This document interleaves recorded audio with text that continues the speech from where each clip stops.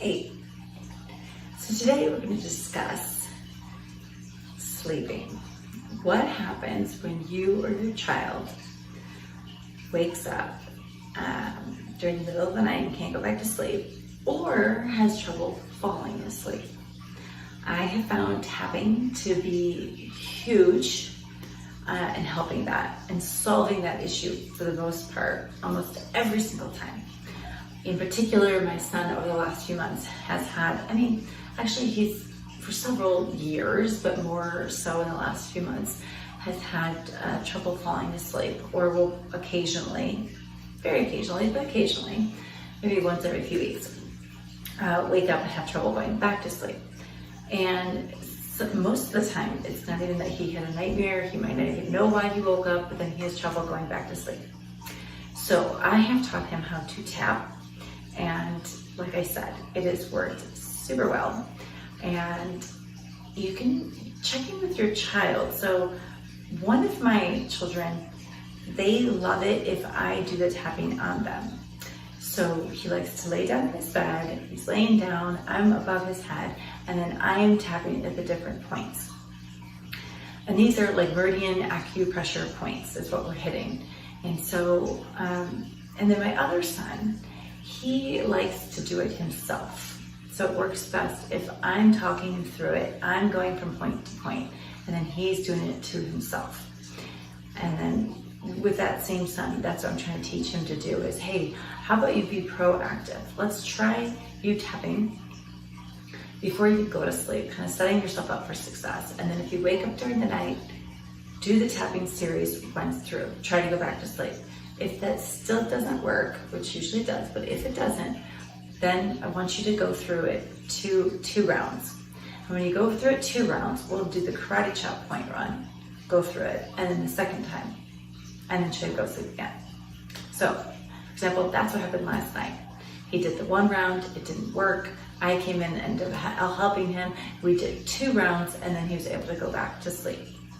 Okay, so what is tapping? What is the benefit of tapping? The benefit of tapping is to acknowledge yourself where you are, what's happening, letting it go, tapping it through the different points, and then realigning, beginning again, and setting the intention for what you want to happen, to take place. And then sometimes, so if we're just going through it the 1 time, then we'll just go set the intention for what we want and just be here now, this is what we want. So when you do the second time, the 2 rounds, then you're gonna acknowledge where you are. Anyways, so let's begin the points. So if we're just doing 1 round and say you're just right before you go to sleep and you're trying to get the mind and the body ready, then I like to take my pointer and middle finger and you're tapping here on the eyebrow, the inner eyebrow. And you could do both. You could do 1 here, it doesn't really matter, okay? So you're just tapping. Let's go through the points and then we'll take you all the way through. So we're on the inside eyebrow. Then moving to the outside of the eyebrow, on the side of the eye. And then you're gonna tap down below the eye. And then under the nose. And then the crease of the chin. So it goes in. And then you're gonna go underneath the collarbone. This is your K27 point. Checking in this with your kidney. And then go to the side. So for women, if you have a bra, it's at the bra line right there on the side, under the chest. This makes an acupressure point with your spleen. Okay? And then you go to the top of the head, the crown, and connect there. And then let's release. So those are your points. If you're in bed and you're in a position where you're like, this is so uncomfortable, don't worry about it. Do the points that are easily accessible for you. And it maybe it's just staying at 1 location. That's also an option. All right, so this is a big example of what I would do with my son. Where he's going to sleep, everything's okay. So we're on the eyebrow. It's time for me to sleep.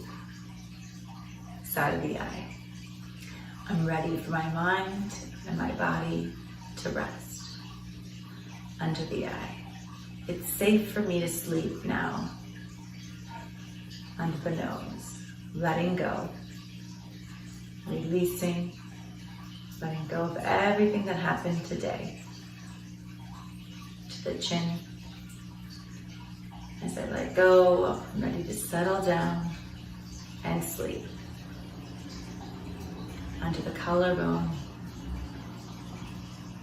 I am safe in my bed and I'm ready to drift off to sleep so that I can be more energized and ready to go for tomorrow. My mind and my body is ready to rest, to release, to let go. I am safe. If we're just doing one round, we come to the top crown of the head. For us, this is what we say: please, angels, hover around me, keep me safe as I rest, knowing that all my thoughts, my subconscious, are good and safe. Thank you for protecting me and letting go. And if you don't want to use angels, you can just leave them out. You can say universe, whatever works for you. So that's very calming. And then you sleep. Now, if you wake up during the night, or your child is waking up during the night with, say, a nightmare, then we might be doing 2 rounds. So if it's a nightmare, doesn't matter, it's a nightmare. Let's just say that. Then we're going to go through and acknowledge the nightmare, 1 round, and then we'll go through the second round the way we just did. So let me take you through that. So call this the karate chop point, still the 2 fingers, and you're hitting the side of your hand at the base of the pinky, and we're just tapping there. And you're going to do 3 rounds of what we're going to say here. Acknowledging the nightmare. So, even though I just had a scary nightmare, I know I'm now safe in my bed. Even though I had a nightmare, it's time for me to go back to sleep. Even though I had that nightmare, I love and accept myself. So acknowledging where we are. Come to that third eye point. Oh, that nightmare was scary. Side of the eye. I'm so glad it's not true. Under the eye. Didn't feel good. Under the nose.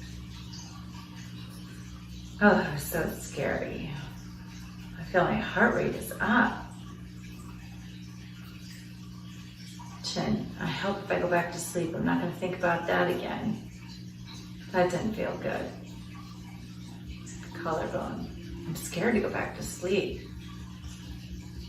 What if I have a nightmare again like that? Top of the head. Oh, I want to be able to go back to sleep and not have that nightmare. And take a deep breath. Hand rest. Breath in. Breath out. Breath in. Breath out. Now going back to the third eye, and you would go back through like we did that first time. So now it would be, it's time for me to rest. I'm ready for the mind and my body to sleep. I am safe, so I'm going faster than you would. Releasing my nightmare, releasing and letting go of everything of the past. Knowing that I'm safe, knowing my subconscious and trusting it to be good and think positive thoughts. I am safe. I'm ready to sleep.